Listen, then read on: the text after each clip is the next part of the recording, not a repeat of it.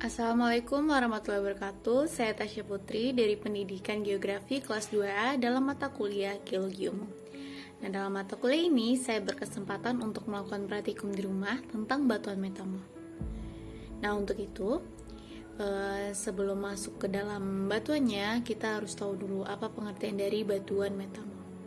Nah, batuan metamorf adalah batuan malian, salah satu kelompok utama batuan yang merupakan hasil transportasi atau ubahan dari suatu tipe batuan yang telah ada sebelumnya, protolit oleh suatu proses yang disebut metamorfisme, yang berarti perubahan bentuk.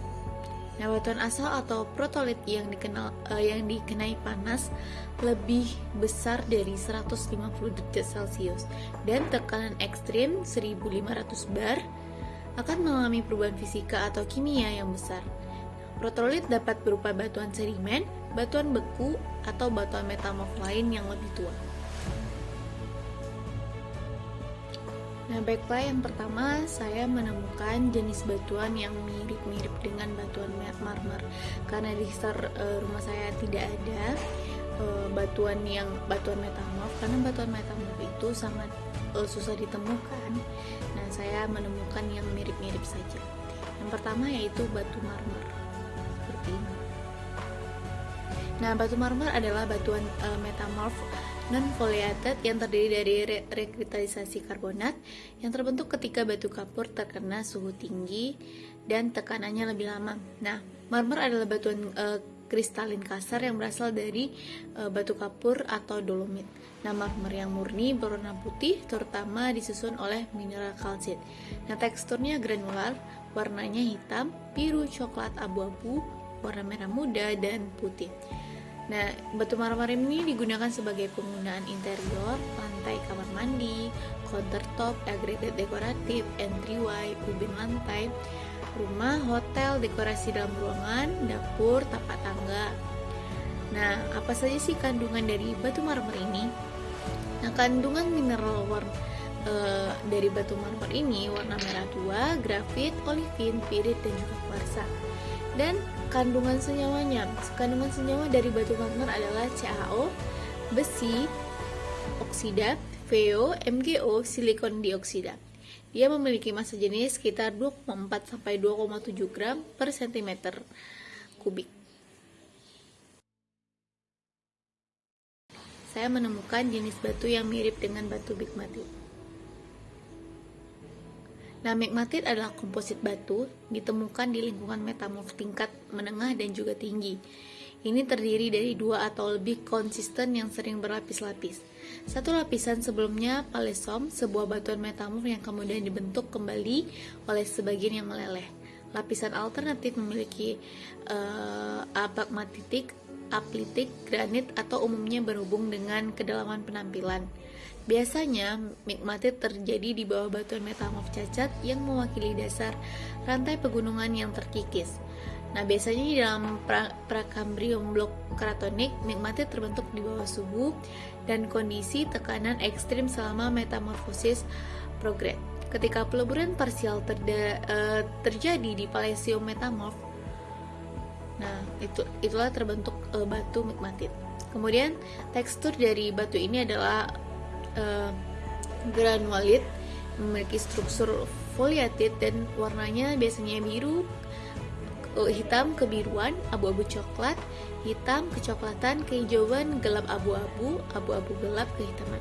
Nah, ia memiliki kandungan mineral biotit, klorit, feldspar, warna merah tua, grafit, hornblende, mica muscovite atau ilit, kuarsa, kuarsit, silika, dan juga zirkon. Nah, kandungan senyawa pada batu pegmatit ini yaitu yang pertama ada senyawa aluminium oksida, NaCl, CaO, karbon dioksida, besi dioksida, Va, kalium oksida, magnesium karbonat, MgO, MnO, fosfor, pentoksida, silikon dioksida, dan juga titanium. Kemudian yang ketiga ada batu granulit. Nah, saya tidak menemukan contoh batu granulit di sekitar rumah saya. namun saya akan memberikan fotonya di sebelah sini. Nah, granulit adalah kelas bermutu tinggi, batuan metamorf dari fasis granulit yang telah mengalami suhu tinggi dan tekanan sedang metamorfosis. Nah, mereka berbutir sedang hingga kasar dan sebagian besar terdiri dari feldspar. Terkadang dikaitkan dengan kuarsa, anhidrat mineral ferromagnesia dengan granoblastik tekstur geneos untuk struktur masif. Mereka sangat menarik bagi ahli geologi karena banyak granul yang mewakili sampel dari kedalaman kerak benua. Nah, beberapa granulit mengalami dekompresi dari bumi ke tingkat kerak yang lebih dangkal pada suhu yang tinggi. Yang lainnya mendingin sambil tetap berada di kedalaman bumi. Yang memiliki warna yang hitam, coklat. Granulit adalah batuan metamorf granular halus di mana mineral komponen utamanya adalah feldspar dan juga kuarsa. Nah, kandungan mineral yang terkandung dalam granul ini ada amphibol, biotit, feldspar, hornblende, mica, muscovite atau ilit, dan juga plagioclase.